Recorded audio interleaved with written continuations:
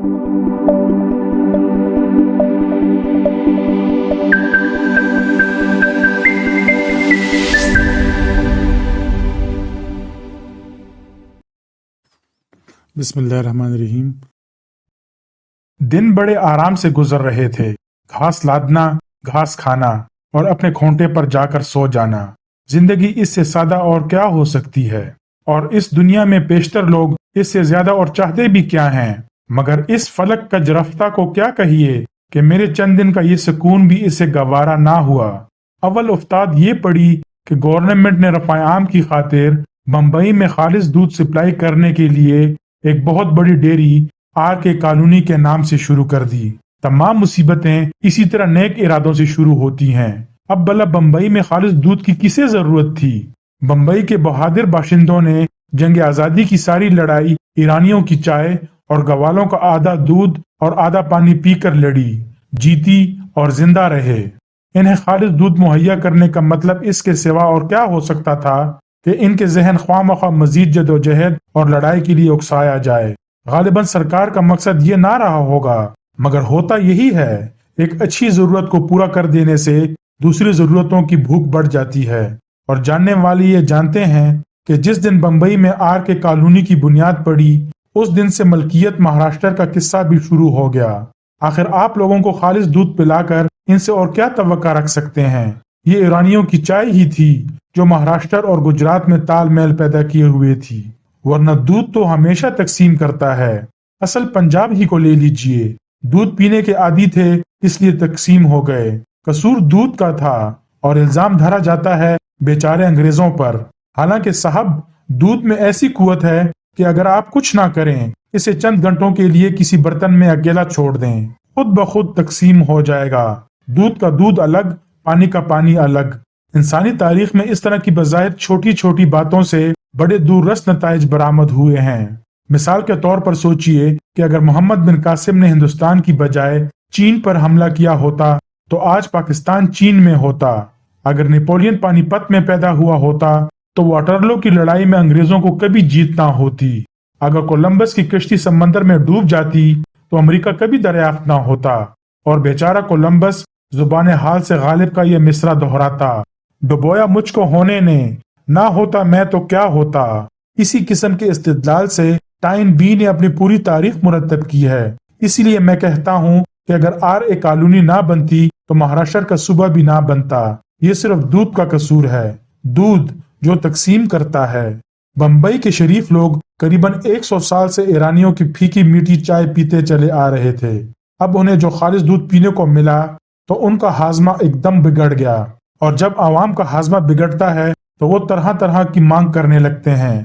हमें महाराष्ट्र चाहिए, हमें काम चाहिए, हमें रोटी चाहिए, हमें मकान चाहिए, छाता चाहिए, सिनेमा चाहिए, तालीम चाहिए और हर शय इतनी ही सस्ती और उम्दा चाहिए जितना कि RA कॉलोनी का दूध है।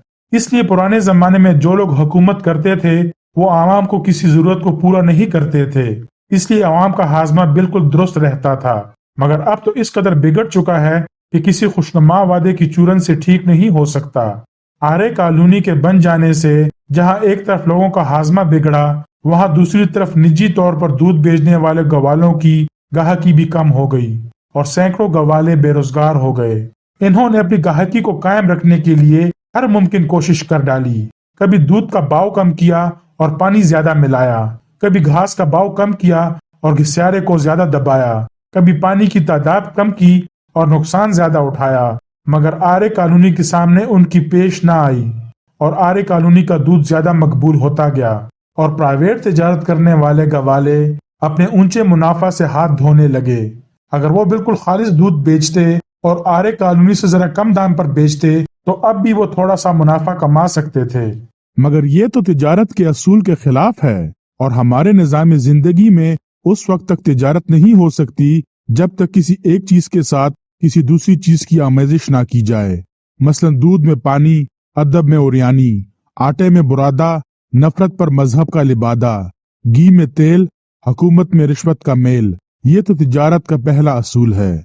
तिजारत का दूसरा असूल ये है कि इस आमेजिश में भी बुलंद और पस्त का तवाज़ुन बरकरार रखा जाए। मिसाल के तौर पर अगर आपने दूध में शहद मिला दिया तो हो चुकी तिजारत। एक आला चीज के साथ किसी दूसरी आला पाए की चीज को नहीं मिलाया जा सकता। तिजारत के लिए ये इंतहाई जरूरी है कि एक आला मयार की शय के साथ एक मामूली कम हैसियत सस्ती शय को मिलाया जाए। अगर वो नुकसानदेह भी हो तो कोई मुजायका नहीं। आजकल की तिजारत का तमाम कमाल फन इसी में है। मिसाल के तौर पर पानी की अपनी जगह पर क्या कीमत है।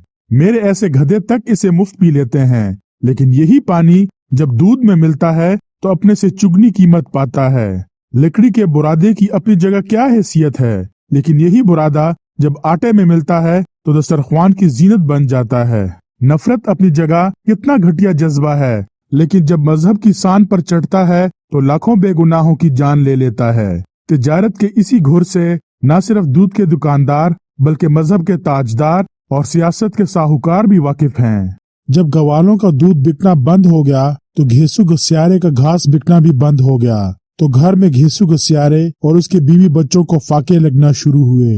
सूरत हाल इस दर्जा नाजुक हो गई कि एक रोज जोसेफ डिसोजा की झोंपड़ी में घेसू घसियारे ने मुझे बेचने की सोच ली। ये तरकीब उसे रमजानी कसाई ने सुझाई थी। बात यूं चली कि घेसू घसियारा जब बेकार हुआ था तो ज्यादा पीने लगा था और उधार पीने लगा था।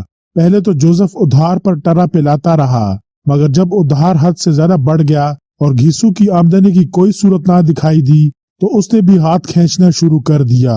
वो बिलाशुबा घीसू का दोस्त था, मगर एक दोस्त भी कहाँ तक किसी को मुफ्त पिला सकता है। इस मौके पर रमजानी कसाई ने घीसू को मशवरा दिया। मैं झोंपड़ी के बाहर खड़ा सुन रहा था। कहने लगा, अगर तुम इस गधे को मेरे हाथ बेच दो तो मैं तुम्हें इसके 25 रुपए दे दूंगा। जोसेफ बोला, हाँ ठीक तो कहता है रमजानी, आजकल तुम्हारी घास कहीं नहीं बिक रही, इसलिए तुम इस गधे को रखकर क्या करोगे। फिर 7 रुपए मेरे भी बाकी हैं तुम पर, वो भी इसी रकम में कट जाएंगे। कर्नेल सिंह बोला, और बाकी रकम पर तुम 10 दिन बिला नागा मजे से पी सकते हो, आगे देखा जाएगा। मैं दरवाजे के करीब सिरक आया और इंतहाई खामोशी से उनकी बातें सुनने लगा। घीसू बोला, इस बेचारे गधे का कोई खर्च तो है नहीं मुझ पर, खुद ही दिन में इधर उधर घास चर कर मेरे घर के बाहर आ पड़ा रहता है। दिन भर मेरे बच्चे इसकी सवारी करते हैं और एक आध घास का गट्टा तो अब भी बिक ही जाता है। रमजानी बोला, वो एक आध घास का गट्टा तुम खुद ही अपने सर पर लाद कर बेच सकते हो, और तुम खुद सोच लो, पूरे 25 रुपए दूंगा, और वो भी दोस्ती में दे रहा हूँ, वरना ये गधा तो 15 रुपए में भी महंगा है। घीसू बोला, तुम इस गधे को लेकर क्या करोगे। रमजानी एक आह भर कर बोला, इस दुनिया में जीना बहुत मुश्किल हो चला है।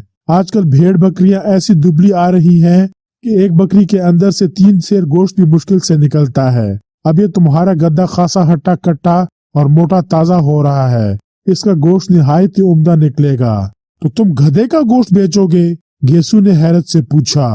हाँ, मगर बकरी के गोश्त में मिलाकर बेचूंगा, रमजानी बोला। बकरी के गोश्त में मिलाकर बेचोगे? घीसू हैरत से चिल्लाया। इसमें हैरत की क्या बात है? रमजानी ने जरा खफा होते हुए कहा, तुम्हारे गवाले क्या दूध में पानी डालकर नहीं बेचते हैं? मगर गधे का गोश्त? घीसू ने फिर आंखें फाड़ कर कहा, लोगों को ये पता नहीं चलेगा, ये तो अपने अपने पेशे की घुर की बात है। रमजानी बोला, मैंने ऐसे ऐसे उस्ताद देखे हैं जो बकरी के गोश्त में कुत्ते का गोश्त मिलाकर बेच देते हैं। मैं तो सिर्फ गधे का गोश्त बेचूंगा, और फिर कीमे में तो कुछ पता ही नहीं चलता है। ये तो अपने अपने पेशे की बात है। कर्नेल सिंह ड्राइवर रमजानी की रान पर तबकी मार कर बोला, वरना हम लोग पेट्रोल में क्या क्या घपला कर जाते हैं, और ना करें तो जिंदा कैसे रहें। इसलिए मेरे यार, कर्नेल सिंह ने घीसू को इशारा करते हुए कहा, अब तुम देर ना करो। मेरी टांगे खौफ से सुन हो गई थी। ऐसा मालूम होता था जैसे किसी ने मेरी हर टांग के साथ 4-4 मन के पत्थर बांध दिए हैं। मैं छप्पर की दीवार के साथ दरवाजे के पीछे लगा ये गुफ्तगू सुन रहा था, जिसमें मेरी जिंदगी और मौत का फैसला हो रहा था। मैं ये सुनना चाहता था कि आखिर घेसू क्या कहता है। एक बेजुबान जानवर ने इतने माह उसके लिए दिलो जान से मेहनत की थी और मुआवजे में घास का एक तिनका ना लिया था। क्या उसके लिए इंसान के सीने में शुक्र का एक रत्ती भर जज्बा भी ना होगा? घीसू ने कहा, ये गधा मुझसे और मेरे बच्चों से बहुत मानूस हो गया है। इसकी जान लेने को मेरा दिल नहीं चाहता। थोड़ी सी और दो यार। लो पियो। रमजानी ने उसका गिलास भरते हुए कहा। मगर तुम उसकी जान कहाँ ले रहे हो? जान लेने वाला या रखने वाला ऊपर वाला है। रमजानी ने छत की तरफ एक उंगली उठा के कहा, तुम तो गधे को खाली मेरे हाथ 25 रुपए में फरोख्त कर रहे हो, और ये 25 भी मैं दे रहा हूँ यार की यारी के लिए। किसी दूसरे से बात करोगे तो 10 भी ना देगा। रहने दो, नहीं तुम्हारा जी चाहता तो ना सही। करनेल सिंह ने बात पलट कर कहा, अबे कल तू कहाँ गया था रमजानी? यहाँ नहीं आया? भैया मैं अकीला बानो घड़वाली की कव्वाली सुनने गया था। जालिम क्या गाती है, अर्ज नियाज इश्क के काबिल नहीं रहा, जिस दिल पर हमको नाज था वो दिल नहीं रहा। रमजानी पहले गुनगुनाता रहा, फिर जोर जोर से गाने लगा। घीसू जोर जोर से सर हिलाने लगा और करनेल सिंह टीन का एक खाली डब्बा बजाने लगा। मैंने इत्मीनान का सांस लिया। चलो जिंदगी बच गई, आई हुई मौत टल गई। घीसू गिस्यारा सरूर में आकर बोला, 25 क्या, अगर कोई 50,000 भी दे तो मैं अपना गद्दा ना बेचूं। यार कौन तेरे गधे की बात करता है? जोसेफ जरा गुस्से से बोला। रमजानी का गाना तो सुनने दे। मगर घीसू गिस्यारे को चिढ़ हो गई थी। वो जोर से अपना हाथ झुलाते हुए बोला, कोई 25 लाख भी दे तो मैं अपना गद्दा ना दूं। इस गधे ने इतनी मेरी खिदमत की है, मेरी और मेरे बच्चों की, कि मैं जिंदगी भर इसे अपने साथ रखूंगा। जब प्यार से मुझे कभी कभी देखता है तो मुझे ऐसा मालूम होता है जैसे इस गधे की खाल के नीचे किसी नेक साधु की आत्मा छुपी हुई है। कोई 25 करोड़ भी दे तो मैं ये गधा ना दूं। घीसू गिस्यारे ने आज तक किसी की जान नहीं ली। ये हमारे धर्म शास्त्र के खिलाफ है। ले आया फिर ये बीच में अपना धर्म। करनेल सिंह ड्राइवर चिढ़ कर बोला, यार जोसेफ जल्दी से इसका गिलास भर दो। कहाँ से भर दूं? जोसेफ गुस्से से बोला, 7 रुपए की ये पहले ही पी चुका है, कहाँ तक उधार दूंगा? भर दो भर दो। घीसू जोर से चिल्लाया, वो भगवान देने वाला है, कहीं न कहीं से तुम्हारा कर्ज भी उतार देगा। जब उतार देगा तब और पी लेना। जोसेफ बोला, अब मैं एक बूंद ना दूंगा। घीसू ने अपने खाली गिलास की तरफ देखकर रमजानी से कहा, मेरा गिलास खाली है और खाली रहेगा। जोसेफ सख्ती से बोला, 1 रुपया दे। घीसू ने रमजानी से कहा। रमजानी ने जेब से 25 रुपए निकाल कर कहा, 1 नहीं 25 देता हूँ। घीसू ने एक लम्हे के लिए 25 रुपयों की तरफ देखा, एक लम्हे के लिए रुका, फिर उसका हाथ बेख्तियार 25 रुपयों की जानिब बढ़ गया। जल्दी से उसने रुपए जेब में डालकर कहा, चलो गधा तुम्हारा हुआ। ले भैया जोसेफ, अब तो शराब दे दे। रमजानी मेरे गले में रस्सी डाले हुए मुझे ले जा रहा था और लहक लहक कर गा रहा था, अर्ज़े नियाज़े इश्क के काबिल नहीं रहा, जिस दिल पर नाज था वो दिल नहीं रहा। यकायक मैंने कहा, जाता हूँ दागे हसरत हस्ती लिए हुए, हूँ शमाए कश्ता दरखोरे महफिल नहीं रहा। यकायक रमजानी ने चौंक कर इधर उधर देखा, मेरी तरफ देखा, फिर मुझे रस्सी से खींचते हुए आगे बढ़ गया। उसकी समझ में कुछ न आया कि ये आवाज कहाँ से आई थी।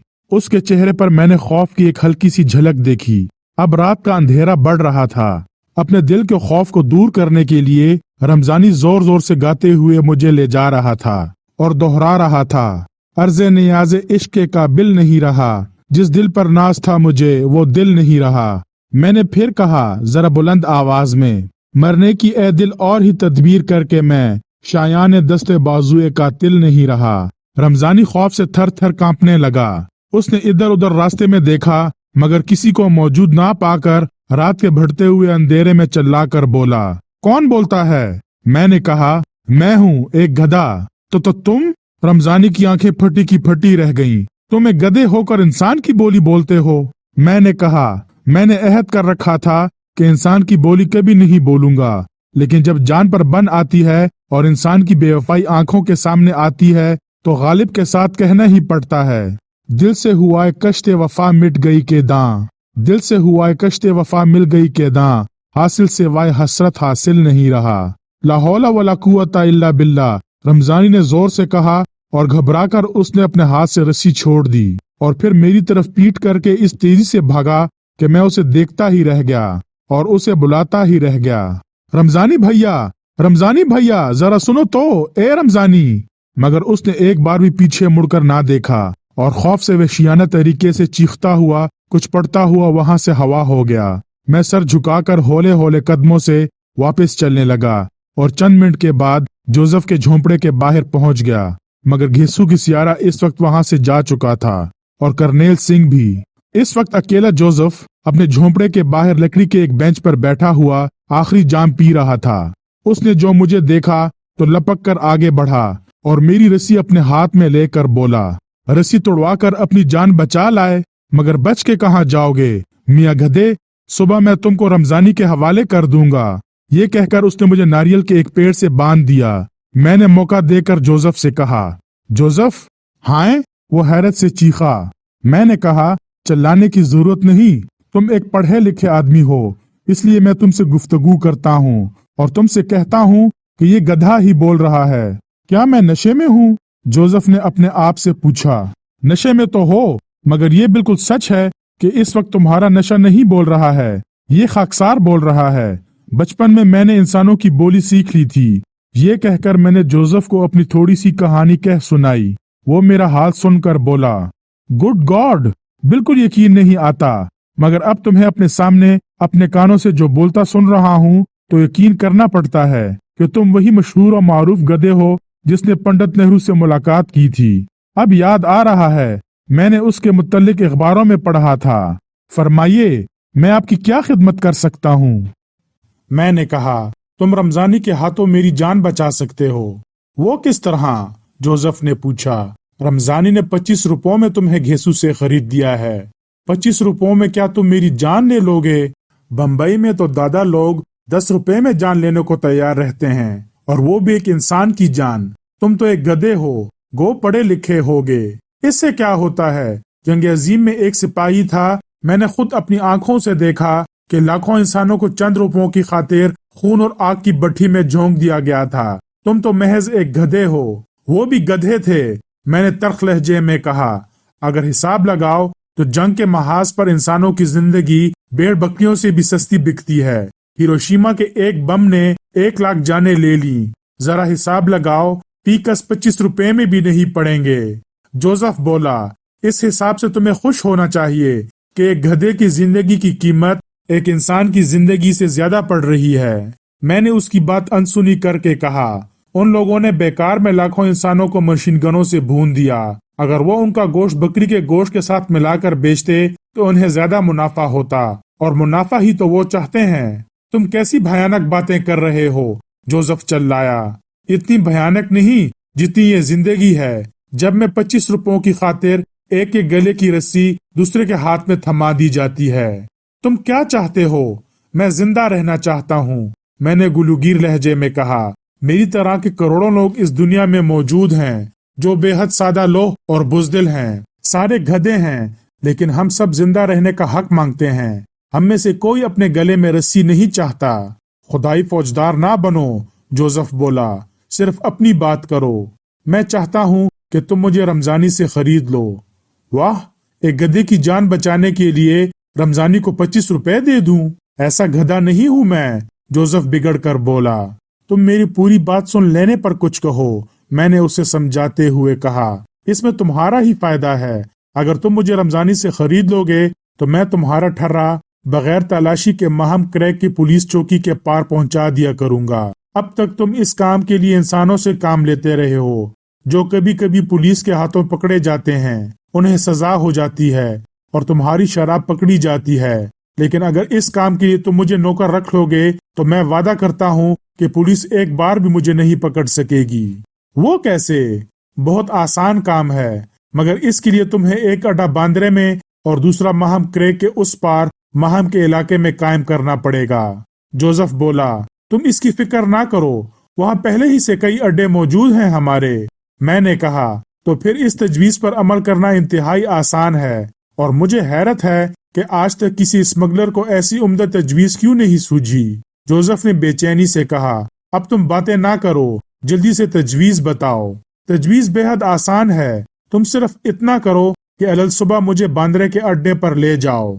अच्छा, फिर वहाँ सुबह सवेरे निहार मुंह मेरी खाली मादे को शराब से भर दो हालक तक। मेरे मादे और आंथों में कई गैलन शराब समा सकती है, इसलिए जब हालक तक शराब भर जाए तो मुझे महम क्रैक तक ले जाकर छोड़ दो। वहां से मैं खुद आहिस्ता आहिस्ता एक आवारा बेमालिक गधे की तरह चलता हुआ 5 मिनट में पुलिस चौकी पार कर जाऊंगा। पुलिस को एक लम्हे के लिए भी शुबा ना होगा कि इस गधे के पेट में इतनी गैलन शराब भरी हुई है। वो तो सिर्फ इंसान और उस कपड़ों की तलाशी लेते हैं, मगर एक नंगे गधे पर जिसके बदन पर कपड़े का एक छितड़ा तक नहीं है, उस पर इन्हें कैसे शुबा होगा। लिहाजा मैं हर रोज पुलिस चौकी से बेखौफ खतर गुजर जाया करूंगा। फिर माहम के अड्डे पर पहुंचकर तुम मेरी हलक में रबड़ की नली डालकर वजरिए पंप शराब निकाल लिया करना और अपने ग्राहकों में तकसीम कर दिया करना।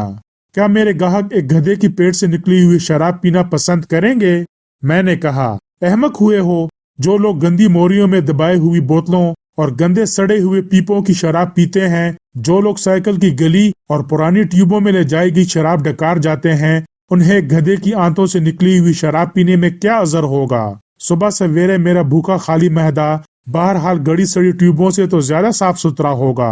और तुम्हें नशा नहीं होगा क्या? 5 मिनट में क्या नशा होगा? महम क्रैक क्रॉस करने में 5 मिनट से ज्यादा ना लगेंगे। यूं सोचो कि मेरा पेट एक पेट्रोल ले जाने वाली लारी का बड़ा ड्रम है, बांद्रा एक फिलिंग स्टेशन है। बांद्रा पर तुम इस ड्रम को भर देते हो, महम पर खाली करा लेते हो। बेहद उम्दा, आसान, सस्ती कारआमद, महफूज और साइंटिफिक तजवीज है। गॉड ब्लेस यू, जोसेफ ने 1 मिनट सोचने के बाद कहा। फिर उसने खुशी से दोनों बाहें मेरी गले में डाल दी। क्या तरकीब बताई है तुमने। एक स्मगलर गधा, पुलिस कयामत तक शुबा नहीं कर सकती। होली क्राइस्ट, मैं तो 1 साल में लखपति हो सकता हूँ। फरते मुसरत से जोसेफ मेरा मुंह चूमने लगा। अब तो मैं जरूर लखपति बन जाऊंगा। अब तो इसमें कोई शुबा नहीं रहा। अब मैं 25 क्या 100 रुपए रमजानी को देकर तुम्हें उससे खरीद दूंगा। वो इसलिए कि पहले मैं एक गधा था, अब मैं एक मुनाफा बख्श तजवीज हूँ, और जब इंसान को मुनाफा नजर आने लगे तो वो एक गधे का मुंह भी चूम सकता है। अंदर आ जाओ, जोसेफ ने मेरी रस्सी अपनी लकड़ी के गिर मजबूती से बांधते हुए कहा। मैं तुम्हें बाहर नारियल के पेड़ के नीचे बांधने का खतरा मोल नहीं ले सकता। मुमकिन है तुम्हें सर्दी लग जाए, तुम्हारे बदन पर तो एक कपड़ा तक नहीं है। मैंने कहा, दुनिया में करोड़ों बेघर गधे नंगे या अध नंगे खुले आसमान तले सोते हैं। अजी गोली मारो उन गधों को। मैं तुम्हें आज अपने छप्पड़ के अंदर सुलाऊंगा, मगर छप्पड़ के अंदर तो बड़ी गर्मी होगी। मैंने इठलाते हुए कहा, मैं आपके लिए छत का पंखा खोल दूंगा डंकी सर। जोसेफ ने बड़ी आजिज़ी से कहा और फिर बड़े प्यार से मेरी गर्दन सहलाता हुआ मुझे छप्पड़ के अंदर ले गया। अगली किस्त में देखिए, शुरू होना स्मगलिंग के धंधे का और पार करना गधे का माहम क्रैक बासानी, और पड़ जाना हाथों में सेठ बसूड़ी मिल के, और बयान माहम के सिट्टे बाजों का।